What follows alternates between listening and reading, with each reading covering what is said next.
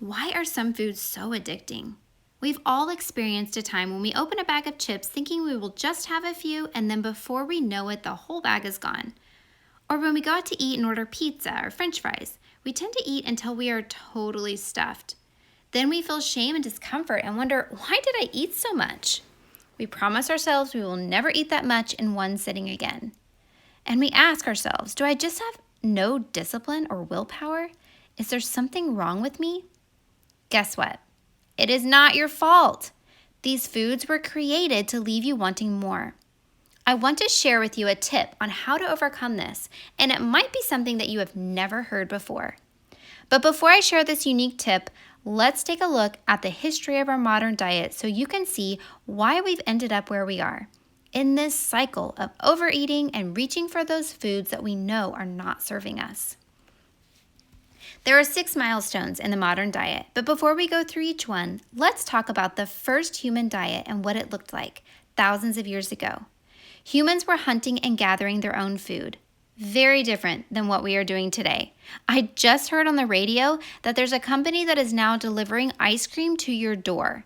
No need to get off the couch and drive to the store for ice cream, or any of our groceries for that matter. We can just have them delivered. Hunting and gathering food meant that they were eating seasonally and locally, obviously, and their foods were nutrient-dense whole foods. Some people groups ate lots of animal meat and some ate plants, but they were all eating foods that were minimally processed. Eating this way resulted in very limited chronic diseases that are so relevant today, like obesity, heart disease, diabetes, and cancer. From a biological standpoint, we still have the same needs as our ancestors. Okay, then comes the first milestone, the agricultural revolution. This change came when towns and cities were formed and humans began to rely on farmed food crops and domesticated animals. This choice isn't good or bad, it's just what happened, and there were pros and cons that came with it. Next came the introduction of refined sugar. When processed sugar was first introduced in the 1600s, it was considered a luxury among the wealthy. But then it became easier and cheaper to produce, and human consumption of sugar went from a few pounds per year per person to 150 to 200 pounds annually today. If you've ever intentionally looked at labels for sugar content, you will quickly see that it is in everything. Avoiding sugar is actually pretty challenging nowadays. Sugar has 0 nutrients, and in the amount it is consumed today is very harmful to human health. Then we have the Industrial Revolution, which began around the mid-1800s.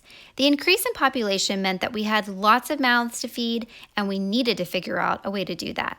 Human labor was not going to cut it. The Industrial Revolution not only changed how we eat, but how we move our bodies.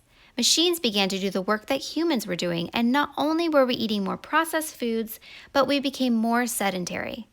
This milestone also brought out the huge rise of consumption of vegetable oils, white sugar, and flour. Then we have the rise of big food. Think Kellogg's, Coke, Pepsi, Nestle. These food companies created some amazing convenience foods, often marketed as healthy. But we have to remember that these foods are created to make a profit, not to make you healthy. The chemical revolution was really used to feed soldiers who needed packaged foods that would last. Those goldfish, juice pouches, and packaged cookies and crackers were all created out of necessity during World War II to feed soldiers. They were not created for your kid's lunchbox. These foods are highly processed, full of high fructose corn syrup, pesticides, chemical fertilizers, and leave our bodies unsatisfied and craving more nutrient-dense foods. The newest and final revolution is the digital revolution. Technology has brought about so many wonderful things for humans, but it has also left us leading very unhealthy lifestyles.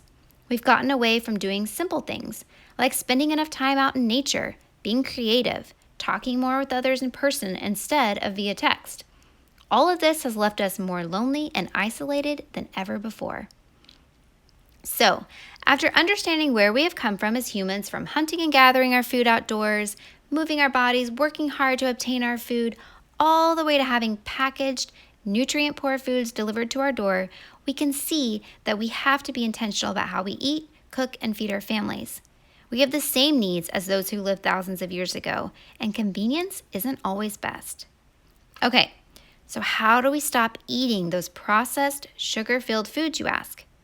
It's easy to reach for those hyper-palatable foods that focus on fat, sugar, and salt because they excite our senses, but in the end, leave our bodies craving real nutrients. We as humans have 5 flavors that we get to enjoy: sweet, salty, sour, bitter, and umami. What is umami? It's the taste of savory or meaty foods. Okay, so there's one flavor that we tend to dilute often with sugar, and that is bitter foods. We so often cover up that bitter taste by adding sugar, like how we add sugar to our coffee, or sugar to cacao powder to make chocolate.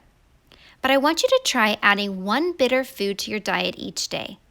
Some examples of bitter foods are coffee, without the sugar, citrus foods like lemons and oranges, ginger, tomatoes, kale, dark chocolate, cranberries, dandelion, and arugula are just some examples.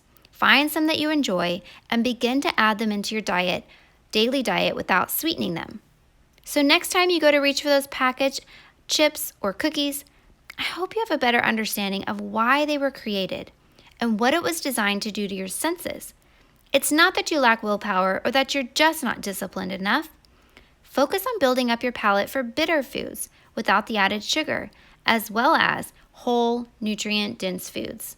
The more real foods you eat, the more your body will crave them.